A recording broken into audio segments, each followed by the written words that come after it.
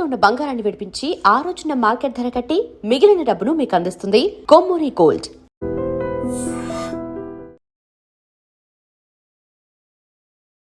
నమస్తే రమ్మగారు. నమస్తే జయ. ఏదైనా ఒక మంచి ఆలయం గురించి చెప్పండి రమ్మగారు. ఎప్పుడు వినంది, మన ప్రాంతం వాళ్ళు తెలుసుకుంది, చాలా విచిత్రమైంది, ఊహించడానికి కూడా ఆశ్చర్యంగా ఉండేది. చూస్తే ఒకసారి కనుక వెళ్ళి చూస్తే అసలు ఎక్కడైనా ఇలాంటిది ఉంటుందా అని ఒక మనని ఆ సంభ్రమాశ్చర్యాలకి గురి చేసే ఆలయం చెప్దాం. తప్పకుండా. ఊహించు నువ్వు ఏమై ఉంటుందో. ఊహకి రావట్లేదు రమ్మగారు, ఎందుకంటే మీరు అంత హైప్ ఇచ్చారు. సంభ్రమము ఆశ్చర్యము కలుగుతాయి. మన ఇంట్లో ఒక ఎలుకొచ్చింది అనుకో, మనం ఏం చేస్తాం జయ? బయటికి పంపించే వరకు నిద్రపోము రమ్మగారు కదా. ఇంకా ఎక్కువ చేసినాయి అంటే మందు పెడతాం, ర్యాట్ ట్రాప్స్ పెడతాం, అంతే కదా. ఎలుకలు మందు పెడతాం. ఇవాళ రేపు ఇంకోటి వచ్చింది, దాన్ని ఏదో ఇట్లా పరిచి పెడితే దాని మీద గమ్ము ఉంటుంది, ఎలుక స్టిక్ అయిపోతుంది. స్టిక్ అయిపోతుంది కదా. ఎలుకలే ఉండే దేవాలయం ఉందంటే నమ్ముతావా నువ్వు? నిజమా రమ్మగారు? 20,000కి పైగా ఎలుకలు ఉంటాయి ఆ దేవాలయంలో. ఓ, ఎక్కడ? మన దేశంలోనే? మన దేశంలోనే, అక్షరాలు రాజస్థాన్లో. ఈ మనం ఉదయ్పూర్ అవి ట్రిప్పుల్కి వెళ్తారు మన వాళ్ళు, జైపూర్, జైసాల్మేర్, ఉదయ్పూర్ ఇవన్నీ చూస్తాం. బికనీర్, అక్కడ ఈ మన ఒంటెల పందాలు అవి బాగా చేస్తారు. బికనీర్ వెళ్ళి తీరాలి, రాజస్థాన్ వెళ్ళామంటే బికనీర్ చూడాలి. బికనీర్కి దగ్గరలో ఉన్నది మాద్ దేశ్నోక్ అంటారు ఆ పేరు. సింపుల్గా చెప్పాలంటే కర్ణిమాత టెంపుల్ అంటారు. కర్ణి, ఈ పేరు విన్నాను. కర్ణిమాత టెంపుల్లో అన్ని ఎలుకలే ఉంటాయి. ఏమిటో చరిత్ర. ఆ ఎలుకల్ని కాబాలు అంటారు, పవిత్ర కాబా, దాని పేరే అది. చాలా పవిత్రమైంది. ఆ కాబాలే ఉంటాయి అక్కడ.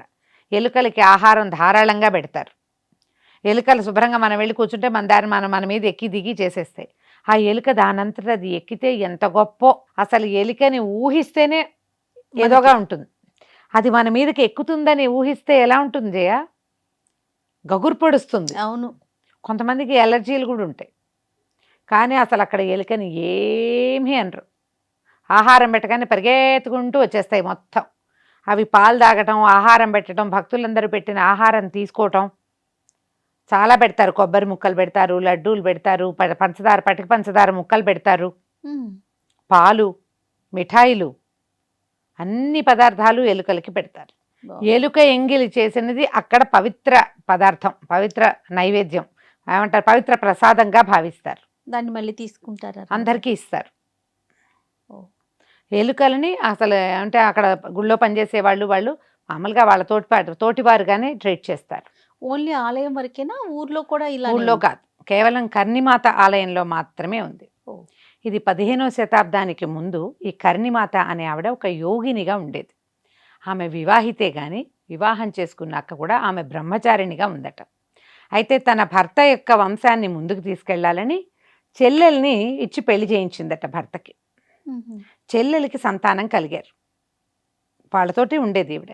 ఈ చెల్లెలి కుమారులని సొంత పిల్లలుగా చూసుకునేది ఆవిడ. యోగిని, బ్రహ్మచారిణిగా, మహాదైవ భక్తురాలుగా ఉండేది. ఎప్పుడు సమాధి స్థితిలో ఉండేది. మెలకుగా ఉన్నప్పుడు ఆవిడ పిల్లలతోటే ఆడుకునేది. వాళ్లల్లో ఆఖరి పిల్లవాడు లక్ష్మణ్ అనేవాడంటే చాలా ప్రీతట ఆమెకి. అయితే ఈ పిల్లవాడు అక్కడ నదీ స్నానానికి ఒక కుండంలో స్నానానికి వెళ్ళి నీళ్లలో మునిగిపోయాడు. మునిగిపోతే పిల్లవాడు శరీరం దొరికింది, 11 ఏళ్లవాడు. చెల్లెలు ఆ పిల్లవాడిని శరీరాన్ని తీసుకొచ్చి అక్కయ్య పాదాల దగ్గర పడేసి, నా కొడుకుని బతికించు, నీ పిల్లాడిని బతికించుకోమని చాలా దుఃఖపడిందట. ఈవిడ ఆ బాడీని తీసుకుని దేవాలయం లోపలికి వెళ్ళిపోయిందట. ఆ ఊర్లో ఉన్న ఆలయంలోకి వెళ్ళిపోయి తలుపులు తీయద్దు అని చెప్పింది. ఈ శరీరాన్ని లోపల తీసుకెళ్ళింది. యమధర్మరాజుని ప్రార్థించి ఈవిడ యముడి దగ్గరికి వెళ్ళిందని చెప్తారు. యముడి దగ్గరికి వెళ్ళి ఈ పిల్లవాడిని బతికించమంటే యమధర్మరాజు, ఇట్లా కుదరదు, చనిపోయిన వాళ్ళని బతికిస్తే ఈ జనన మరణ సైకిల్ ఎట్లా కుదురుతుంది, ఈ చక్రం. అవును, ఆయన నిరాకరించేట. దాంతో ఆవిడ శపథం చేసింది, నా తపశ్శక్తి మీద ఆన, ఇక నా కుటుంబీకులు ఎవ్వరూ యమసదనానికి రారు, వాళ్ళు ఇక్కడే మళ్ళీ పుడతారు అని ఈ చనిపోయిన లక్ష్మణ్ని ఎలుక శరీరంలో ప్రవేశపెట్టించుకుంది. అప్పటి నుంచి ఆమె వంశీకులు ఎవ్వరూ మరణించలేదట. అంటే మరణించిన వెంటనే ఎలుకలుగా పుట్టి ఈ ప్రాంతంలోనే ఉన్నారు. ఆవిడ బయటకు వచ్చి కూడా చెప్పిందట, ఎలుక కనపడుతుంది, తను ఏమనద్దు, అదే మన లక్ష్మణ్ అని. చనిపోయిన కుమారులందరూ మళ్ళీ ఇక్కడ పుట్టారు. ఆమె తాలూకు వంశం వాళ్ళు, వాళ్ళ కుటుంబం వాళ్ళు ఎవ్వరూ స్వర్గానికి కానీ నరకానికి కానీ వెళ్ళలేదని, వాళ్ళే ఇక్కడ ఎలుకలుగా పుడతారని కథనం. ఆమె అట్లాంటి ఇది ప్రతిజ్ఞ చేసి యముడి దగ్గర నుంచి ఆ మాట చెప్పుకుని యముడికి భగవంతుడి నుంచి ఆ వరాన్ని పొందింది. కర్ణిమాతకి 15వ శతాబ్దంలో కట్టారు ఇప్పుడు మనం చూస్తున్న గుడి. మొదట్లో సుమారైన ఒక గోపురంలాగా కట్టబడి దాని నిండా ఎలుకలు ఉండటం, వీళ్ళ వంశీకులు మరణించి మళ్ళీ చేరుతున్నారనమాట. ఇక బయట నుంచి ఏవి రావు. వీళ్ళు ఏం చేస్తారు, బయట నుంచి వచ్చేటువంటి జంతువుల వల్ల ఎలుకలకి ఏ ప్రమాదము రాకుండా కాపలా కాసుకుంటారు. వీటిని రక్షించాలి అని ఆమె ప్రతిజ్ఞ చెప్పింది. ఆమెను ఫాలో అయ్యే వాళ్ళందరూ కూడా ఇక ఈ ఎలుకల్ని రక్షించే పనే పెట్టుకున్నారు. దేవాలయం విస్తారంగా నిర్మించబడింది. తర్వాత కాలంలో రాజా మహారాజులు వెండి తాపడం చేసిన తలుపులు అవి నిర్మించారు. గర్భగుడి తలుపులు తీసి ప్రసాదం తీసుకొచ్చి పెడితే గర్భగుడిలోంచి బయటకు వస్తాయి మొత్తం ఎలుకలు. చూసి తీరాలి. నేను ఒక హిందీ సినిమాలో ఒక కుర్రాడు ఒక ఫారినర్ని తీసుకెళ్తాడు ఈ టెంపుల్కి. నేను అది అప్పుడు చూశాను. అది అప్పుడు దాని మీద చదివాను. ఎప్పుడో చెప్దామని అనుకున్నా, ఏమో ఇవాళ సందర్భం కుదిరింది. అందులో తెల్ల ఎలుకలు ఉంటాయట ఒక 4. ఆ తెల్ల ఎలుక కనపడితే ఎవరికైనా అదృష్టం పట్టినట్టే. వాడికి రోజు కనిపించవు, అందరికీ కనిపించవు, ఎవరో ఒకళ్ళకి కనపడతాయి. అదృష్టవంతులకే తెల్ల ఎలుకలు కనపడతాయని, అది చాలా ప్రత్యేకమని చెప్తారు. ఒకవేళ ఉదయపూరు, జైపూరు, జైసాల్మీరు, రాజస్థాన్ ట్రిప్ కనుక వెళ్తే తప్పకుండా కర్ణిమాత దేవాలయాన్ని చూడండి. చాలా ఇంట్రెస్టింగ్ ఉందండి.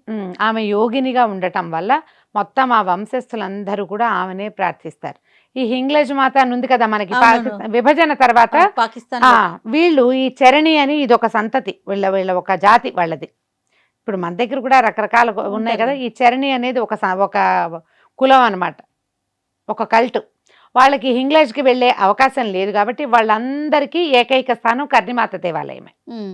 అది కాకుండా దేశ విదేశాల నుంచి వచ్చేటువంటి ట్రావెలర్స్, టూరిస్టులు అందరూ కూడా ఈ ప్రత్యేకంగా ఎలుకలు తిరిగేటువంటి ఈ దేవస్థానాన్ని చూడడానికి వస్తారు. మనం కూడా వెళ్ళినప్పుడు చూడొచ్చు. ఎంత బాగుందో, ఇంట్రెస్టింగ్. ఆ సినిమాలో చూశాను నేను అది. ఇంత కుర్రాడు రాజస్థానీ పిల్లవాడు ఒక ఫారినర్ని తీసుకుపోతాడు ఆ గుళ్ళోకి. చాలా బాగా చూపించారు కూడా. మనకు ఆసక్తి ఉంటే ఒకసారి నెట్లో చూస్తే తెలుస్తుంది. ఆ వైపు ఏదైనా ట్రిప్ కనుక మనం వెళ్ళామా తప్పకుండా కర్ణిమాత ఆలయాన్ని చూడండి. ఇప్పుడు భక్తి తత్పరత వేరే, తమ వంశంలో వాళ్ళకి మళ్ళీ మనుషులుగా కాకుండా జంతువుగా అయినా ఒకే ప్రదేశంలో పుట్టించడానికి అనుమతి తీసుకోగలిగిందంటే ఆమె తపశ్శక్తి ఎంత గొప్పది, అద్భుతం కదండి కదా. ఈ కాలంలో అంటే ఇప్పుడు మన 15వ శతాబ్దం 12వ శతాబ్దం మన ముందే కదా, కానీ ఆమె అలాంటిది సాధించిందని వాళ్ళంతా ఈ చరణి సంతతికి చెందిన వాళ్ళేనని చెప్తారు. సో ఈ ప్రఖ్యాతమైన దేవాలయాన్ని ఇవాళ పరిచయం చేద్దామని అనుకున్నాను. ఒకవేళ అటు వెళ్తే మాత్రం చూడండి డెఫినెట్గా. తప్పకుండా రమ్మగారు. నమస్తే. నమస్తే జయ. And for more videos, Please subscribe to iDream. Please